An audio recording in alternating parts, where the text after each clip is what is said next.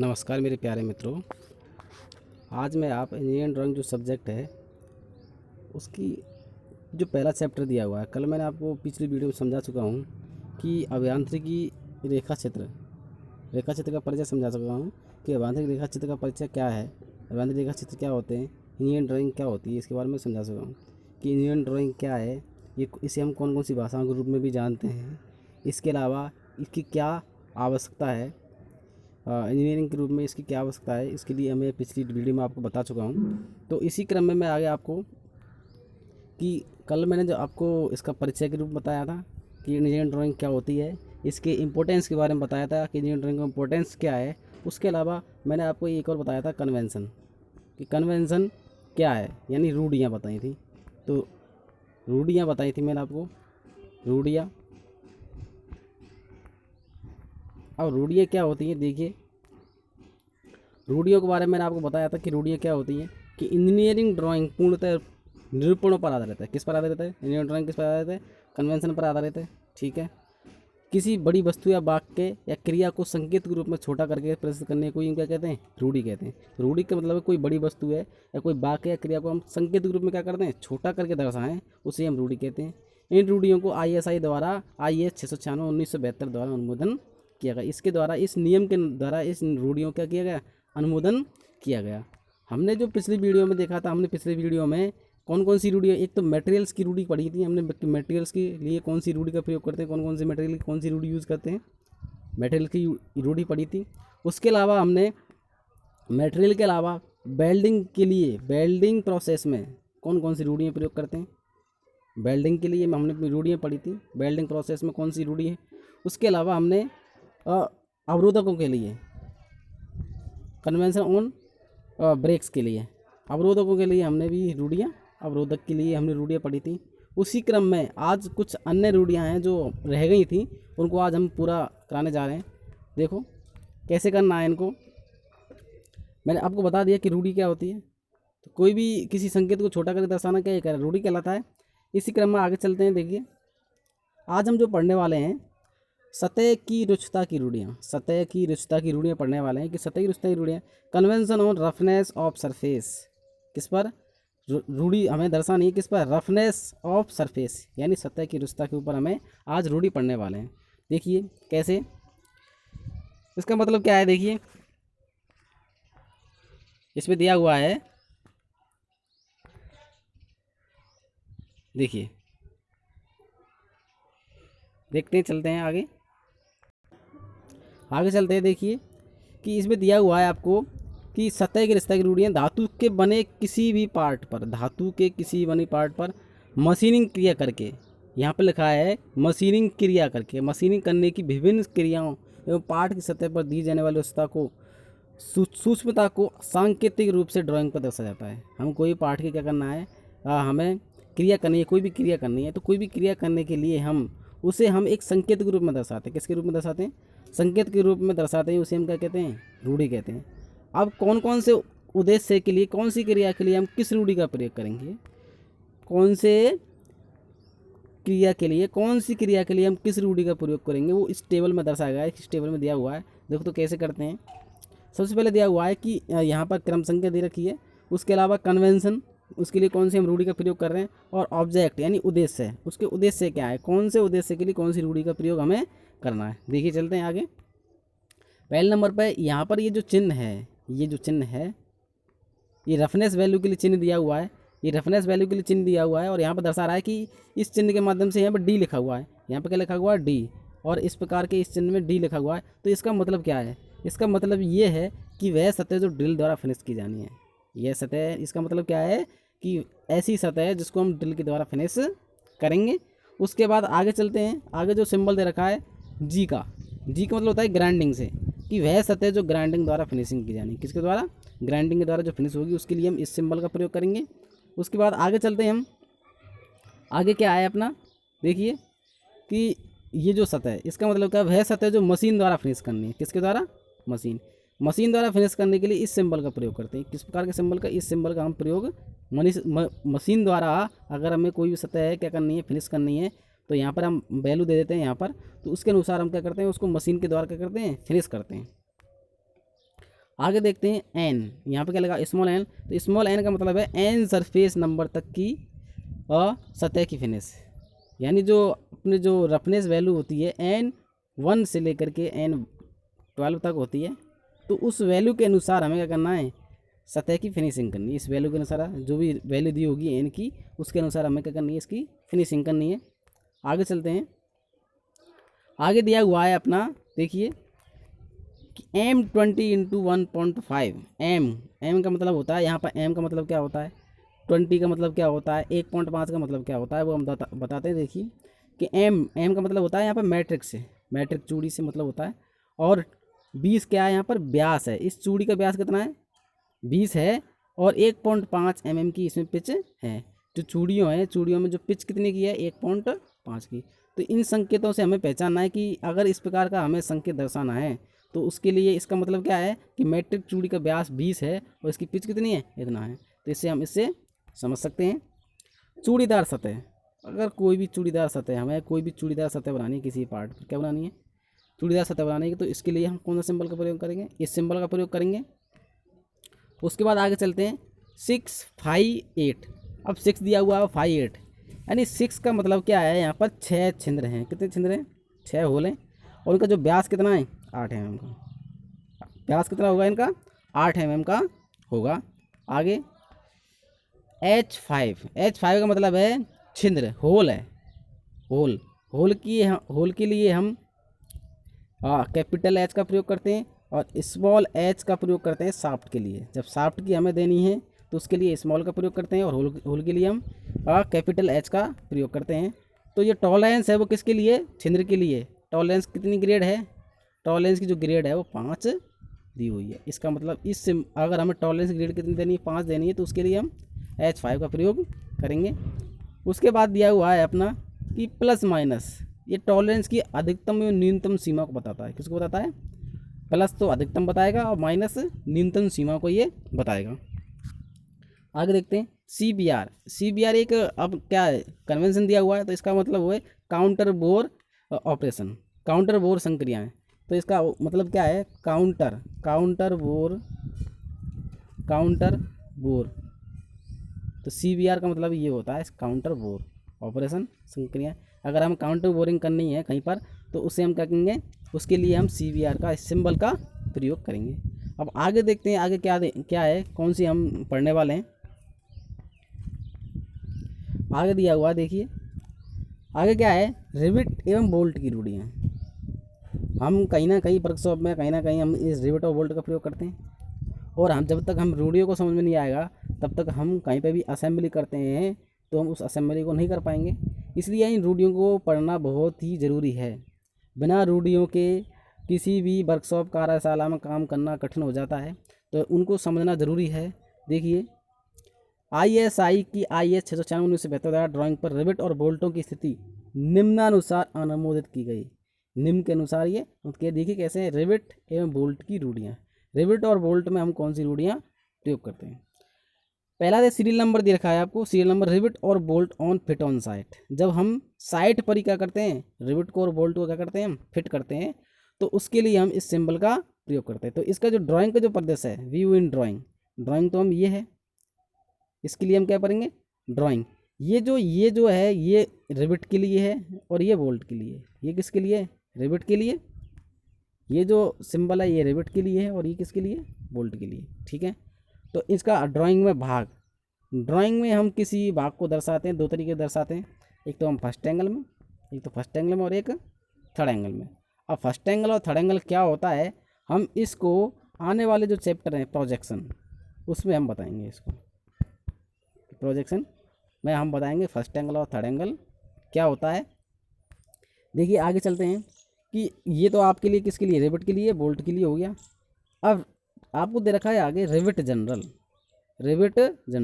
हमें कोई भी सीट पर रिविट लगानी है, तो उसके लिए ये हमारा ड्राइंग दिया हुआ है। क्या दिया हुआ है, ड्राइंग दिया हुआ है। और इसके लिए हम कौन सा सिंबल प्रयोग करेंगे, इसके लिए हम सिंबल प्रयोग कौन सा प्रयोग करेंगे, ये वाला सिंबल। फर्स्ट एंगल के लिए ये वाला सिंबल करेंगे प्रयोग, और थर्ड एंगल के लिए इस वाला सिंबल का हम प्रयोग करेंगे। ठीक है, उसके बाद आगे चलते हैं। आगे क्या है rivet counter sunk on back side. Counter sunk मतलब होता है, ये एक होल है, जैसे ये होल दिया हुआ है और यहाँ पे हम ऐसे इसमें क्या करते हैं, ऐसे इसे हम काउंटर संकिंग कहते हैं।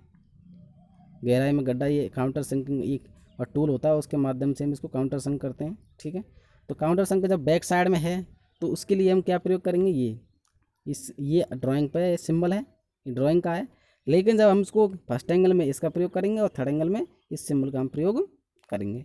Rivet counter sunk on front side.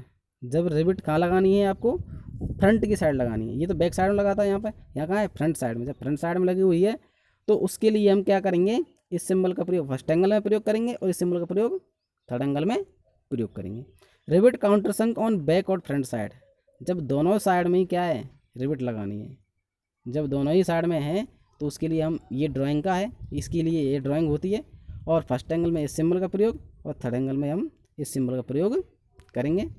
आगे देखते हैं, आगे रिविट तो ये कंप्लीट हो गया, उसके बाद है बोल्ट जनरल। तो बोल्ट के लिए मैंने आपको बताया, ये सिंबल होता है, इसके लिए ड्राइंग बनी हुई है, किसी भी सीट पर बोल्ट को इस प्रकार कर सका है। फर्स्ट एंगल के लिए बोल्ट ये होता है और थर्ड एंगल के लिए ये होता है बोल्ट का सिंबल। Bolt to distinguish from the rivet, यानी रिविट के सारे। तो इसमें क्या है, जैसे ये बोल्ट का सिंबल है, फर्स्ट एंगल के लिए हम इसका प्रयोग करेंगे और थर्ड एंगल के लिए इस सिंबल का प्रयोग करेंगे। Bolt place on nut indicated. जब हमें क्या करना है, बोल्ट में नट भी इंडिकेट करना है, क्या करना है, नट भी इंडिकेट करना है। तो उसके लिए हम, नट के लिए दर्शाया गया है, नट के लिए ये इसके लिए ड्राइंग है और ड्राइंग इसके लिए हम जो फर्स्ट एंगल में सिंबल प्रयोग करेंगे ये, और थर्ड एंगल में ये प्रयोग हम करने वाले हैं इसमें। तो आगे देखते हैं, आगे क्या है, bolt head counter sunk on back side. जो बोल्ट का जो हेड है वो किधर साइड है, बैक साइड में काउंटर संक किया गया है। किधर के साइड में, बैक साइड में। तो उसका ये ड्राइंग बनी हुई है और इसके अलावा इसके लिए फर्स्ट एंगल सिंबल ये होता है, थर्ड एंगल सिंबल ये होता है। बोल्ट, आगे चलते हैं, 10 नंबर पे है, bolt head counter sunk on front side. जब बोल्ट हेड किधर की साइड है, फ्रंट की साइड है, तो फ्रंट की साइड है तो उसके लिए हम कौन सा प्रयोग करेंगे, ये वाला हम प्रयोग करेंगे यहाँ पर, ये फर्स्ट एंगल के लिए प्रयोग करेंगे ये वाला, और इसके अलावा ये जो थर्ड एंगल के लिए इसमें प्रयोग हम करेंगे। तो हमने अभी जो पढ़ा है वो किसके बारे में पढ़ा था, ये जो पढ़ा है हमने convention on rivet on bolt पर पढ़ा है। आगे देखते हैं कौन सा दे रखा है। अभी जो है देखिए, मशीनी भाग और उपकरणों की रूढ़ियाँ। अब जो लास्ट में मैं आपको बताने वाला हूँ, मशीन भागें और उपकरणों की रूढ़ियाँ। कन्वेंशन और मशीन ऑपरेशन एंड पार्ट। हम कोई मशीन पर कार्य करते हैं या कोई मशीन पर कोई भी पार्ट बनाते हैं तो उसके लिए हम कौन कौन सी रूढ़ियों का प्रयोग करते हैं, वो इस प्रकार हैं। देखिए क्या है, किसी मशीन, ड्राइंग पर मशीनी भाग या उपकरण को, यहाँ लिखा हुआ है ड्राइंग पर मशीनी भाग या उपकरण को पूरा ना बनाकर केवल रूढ़ी द्वारा प्रदर्शित करते हैं। अब कोई भी पार्ट दिया हुआ है, कोई भी पार्ट पर, कोई भी पार्ट है, जैसे इस पार्ट पर हमें क्या करनी है, जैसे सिंपल नर्लिंग करनी है, ऐसे स्ट्रेट नर्लिंग करनी है, तो हम उस पर पूरा चित्र नहीं बनाएंगे, पूरा चित्र ना बना करके हम उस पर क्या बनाएंगे, छोटा सा सिंबल दर्शा देंगे, उसे ही हम क्या कहते हैं, रूढ़ी। इससे हम समझ जाएंगे इसका मतलब क्या है। यहाँ पर हमें क्या करनी है, स्ट्रेट नर्लिंग करनी है। नर्लिंग क्या होती है कि नर्लिंग का मतलब होता है कि उस पर एक उभार बना देना, जिससे जॉब को पकड़ने में या पार्ट को पकड़ने में क्या हो, मजबूती बनी रहे। क्या बन रहे, मजबूती। उसके लिए हम इस का प्रयोग करते हैं नर्लिंग का। तो स्ट्रेट नर्लिंग, ये तो सब, ये ऑब्जेक्ट है एक तरह से, हमें नर्लिंग करनी है यहाँ पर। तो उसके लिए हम जो रूढ़ी प्रयोग करेंगे, ये वाली जो रूढ़ी हम यहाँ पर हम प्रयोग करेंगे, इसके लिए स्ट्रेट नर्लिंग के लिए ये रूढ़ी प्रयोग करेंगे। और डायमंड नर्लिंग में क्या होता है, ये क्रॉस में हो जाती है, क्रॉस में हम नर्लिंग होती है, तो इसके लिए हम इस सिंबल का प्रयोग करेंगे। Square on shaft. अब किसी भी शाफ्ट पे क्या बनाना है, हमें स्क्वायर बनाना है। क्या बनाना है, एक स्क्वायर बोल्ट बनाना है। तो स्क्वायर बोल्ट के लिए हम क्या करेंगे, ये स्क्वायर बोल्ट के लिए सिंबल होता है, तो इसके लिए हम इस रूढ़ी का प्रयोग करेंगे। Hole on circular pitch. Circular pitch में होता है एक वृत्त का जो ये व्यास है, ये पूरा ये घुमाओ, इसे हम सर्कुलर पिच कहते हैं। इस पूरे पे हमने एक क्या होल बनाना है, क्या बनाना है, होल बनाना है। तो उसके लिए हम क्या करेंगे, सिंबल, कौन सा सिंबल का प्रयोग करेंगे, उसके लिए हम ये वाला सिंबल का, ये तो इसकी ड्राइंग दी हुई है, इसलिए हम एक सिंबल यहाँ पे ये पूरा सर्कुलर पेज दे रखी है, ठीक है। तो यहाँ पे एक दो हम व्रत बना देंगे, इससे समझ जाएंगे इस पूरे पर ही हमें क्या बनाना है, व्रत बनाने हैं सेम आकार के, ठीक है। आगे चलते हैं, देखिए आगे दिया हुआ है, आगे क्या है, hole on a linear pitch. Linear मतलब होता है एक रेखीय एक रेखा में पिच, एक रेखा में हमें क्या बनाना है, होल्स बनाना है। तो देखिए इस रेखा में ये होल्स बन रहे हैं, इस रेखा में ये होल्स हैं, इस रेखा में ये। तो इस प्रकार के लिए हम कौन सा सिंबल प्रयोग करेंगे कि यहाँ पर हम ये ऐसे हमने आयताकार भाग बनाया है, यहाँ पर हमें क्या बनाना है, एक एक समान दूरी पर क्या बनाना है, होल्स करने हैं। तो उसके लिए एक दो हमने यहाँ बना दिया, एक यहाँ बना दिया। तो इससे हम समझ जाएंगे इस पूरे पर ही हमें क्या बनाना है, लीनियर पिच में हमें क्या बनाना है, होल्स करने हैं। आगे देखिए बियरिंग, अगर हमें बियरिंग दर्शानी है, क्या दर्शानी है, तो बियरिंग का ये सिंबल होता है, ये बियरिंग है, रोलर बियरिंग है या बॉल बियरिंग है। तो उसके लिए हम ये बियरिंग के लिए सिंबल हम यहाँ पे रूडी, इस रूडी का हम प्रयोग करेंगे। दो शाफ्ट जुड़ रही हैं तो उन शाफ्टों को रिवॉल्विंग करने के लिए बियरिंग लगाते हैं। तो बियरिंग के लिए हम इसका प्रयोग करेंगे। आगे देखते हैं, आगे क्या है, आगे है आपका एक्सटर्नल स्क्रू थ्रेड। जब चूड़ी क्या हो, बाहरी सतह पर हो, जब चूड़ी जब बाहरी सतह पर होती हैं तो उसके लिए हम कौन से सिंबल का प्रयोग करेंगे, इस सिंबल का। ये दो लाइन बना देते हैं ऐसे, ये दो लाइन। तो इसका मतलब क्या है, ये जब चूड़ी कहाँ पर है, कहाँ की साइड है, ये चूड़ी का सिंबल है, ठीक है। तो ये चूड़ी किधर की साइड है, यानी एक्सटर्नल चूड़ी होती हैं। उसके बाद इंटरनल चूड़ी है, यानी ये चूड़ी कहाँ पर है, अंदर भाग में कटी हुई है। तो उसके लिए हम इस सिंबल का हम प्रयोग करते हैं। ये इसका फ्रंट व्यू हो गया और इसका ये साइड व्यू हो गया, यानी दोनों व्यू दे रखे हैं, ये फ्रंट व्यू हो गया और ये साइड व्यू। साइड व्यू इसके व्यास को दर्शाता है, फ्रंट व्यू इसकी लंबाई को दर्शाता है। तो इसके लिए हम सिंबल का प्रयोग करते हैं। अब आया कंप्रेशन स्प्रिंग, जो स्प्रिंग क्या होती है, कंप्रेस होती है यानी दबती है। तो उसके लिए हम इस ये जो इसका ड्राइंग है उसके लिए हम इस सिंबल का प्रयोग कन्वेंशन, इस कन्वेंशन का हम प्रयोग करेंगे। आगे देखते हैं टेंशन स्प्रिंग, यानी टेंशन का मतलब जो तनाव में होती है, जिसको हम खींचते हैं तनाव में। टेंशन स्प्रिंग के लिए हम जो प्रयोग करते हैं, ये टेंशन स्प्रिंग का क्या है, ये ड्राइंग है, उसके लिए हम जो प्रयोग करेंगे इस सिंबल का हम प्रयोग इसमें करेंगे। तो इसको हम टेंशन तनाव में ले सकते हैं, खींच सकते हैं। लीफ स्प्रिंग, यानी इसे हम कमानी कह सकते हैं, एक तरह से कमानी वाली। तो कमानी क्या होती है, किसी भी जैसे भारी जो वस्तु है उसका क्या करती है, सहन करती है। जैसे ये ट्रकों में लगी रहती है या फिर जैसे ट्रैक्टर है, उनमें बड़े बड़े जो भारी वाहन होते हैं उनमें हम लीफ स्प्रिंग का प्रयोग करते हैं। तो लीफ स्प्रिंग से क्या होता है, जो ये वाइब्रेशन को डैम्पिंग करने के लिए काम ले जाते हैं। जिससे क्या होता है, ये हम जैसे वाहन चलते हैं तो वाइब्रेशन को क्या करें, उनको एब्जॉर्व कर सकें और आसानी से स्मूथ ये रोड पर चल सकें, इसलिए हम इन लीफ स्प्रिंग का प्रयोग करते हैं। तो लीफ स्प्रिंग के लिए हम कौन सा सिंबल का प्रयोग करते हैं, इस सिंबल का प्रयोग करते हैं। स्प्लाइन शाफ्ट, यानी पूरी शाफ्ट पर क्या हुए, स्प्लाइन कटी हुई है, लंबी लंबी धार ये कटी हुई है, तो उसे हम स्प्लाइन शाफ्ट करते हैं। तो स्प्लाइन शाफ्ट के लिए हम जो सिंबल प्रयोग करते हैं, इस सिंबल का हम प्रयोग करते हैं। नेक्स्ट आगे दिया हुआ है, इसी क्रम में मशीनी पार्टों के रूढ़ियाँ दे रखी हैं। देखिए रिपीटेड पार्ट, जब हमें क्या करना है, पार्ट रिपीट बनाना है, पुनः वही बनाने होते हैं। तो ये तो उसके लिए क्या है, पूरा वस्तु दे रखी, पूरी वस्तु दे रखी है, पूरा ड्राइंग दे रखा है और रिपीटेड हमने एक पार्ट को बना दिया और दूसरे पार्ट को उसकी जो बाहरी सतह बनाई और बाहरी सतह बनाई, अंदर कुछ नहीं दर्शाया। तो इसका मतलब ये है कि ये रिपीटेड पार्ट है, कैसे सेम पार्ट है। उसके बाद रेडियल रिप्स, रेडियल रिप्स यानी वृत्तीय भाग पर हमें क्या बनानी है, ऐसे रिप्स बनानी है। रिप्स ये क्या है, रिप्स बनानी है। तो इस रिप्स के लिए जैसे हमारी रिप्स कहाँ बनी होती हैं, जो साइकिल होती है या जैसे ये बड़े वाहन होते हैं उनमें क्या है, ये रिप्स बनी रहती हैं, ठीक है। तो जो रिम होती हैं उनमें रिप्स बनाते हैं, ये रिप्स, ठीक है। तो जो रिप्स के लिए हम जो सिंबल प्रयोग करते हैं वो कौन सा है, ये वाला सिंबल, रेडियल रिप्स के लिए इस सिंबल का प्रयोग करते हैं। उसके बाद स्क्वायर एंड फ्लैट, क्या है, स्क्वायर है या ये वर्गाकार, एंड है और एंड फ्लैट है। तो उसके लिए हम क्या दर्शाएंगे, वर्गाकार भाग है, वर्गाकार के, तो उस पर इसके लिए हम इस सिंबल का प्रयोग करेंगे। कौन सा सिंबल का प्रयोग करेंगे, इस सिंबल का। स्लॉट है हेड, हेड कैसा है, स्लॉटेड, यानी कोई ये स्क्रू है, ये स्क्रू दिया हुआ है, अब ये इसका जो ये हेड दे रखा है कैसा है, ये स्लॉटेड है। यहाँ पर हम इस स्क्रू ड्राइवर की सहायता से इसको खोल सकते हैं या कस सकते हैं। तो इसके लिए हम जो ये सिंबल प्रयोग करना है, उसके लिए जो हम सिंबल प्रयोग करते हैं, टू बी ड्रॉन एट 45, ये जो 45 डिग्री बना हुआ है ये आपका जो स्लॉट हेड है, तो उसके लिए हम इस सिंबल का प्रयोग करेंगे स्लॉट हेड के लिए। आगे क्या है, ratchet and pinion, ratchet and pinion.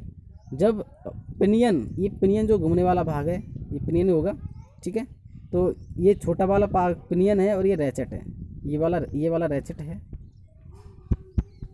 ये पिनियन है। छोटा जो भाग होता है उसे हम पिनियन कहते हैं, ये रैचेट है। तो जब ये एक तरह से आपस में दोनों मिलके चलते हैं तो एक मूवेबल गति बनती है।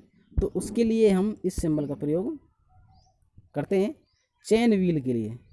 चेन व्हील आपने देखा होगा, जैसे साइकिल में हम प्रयोग करते हैं कि चेन को एक यहाँ ऐसे हमने ये बना दिया, पहला छोटा गियर होता है, उस यहाँ पे बड़ा गियर होता है, तो यहाँ पे ये चेन, इस पर ये चेन हम लगा देते हैं ये। तो ये हम चेन के लिए हम जो प्रयोग करते हैं उसके लिए हम इस सिंबल का प्रयोग करते हैं। तो रूडियो वाला जो चैप्टर था वो रूडियो कन्वेंशन, ये चैप्टर कंप्लीट हो चुका है। मैं आगे आपको ड्राइंग इंस्ट्रूमेंट के बारे में बताना चाहूँगा।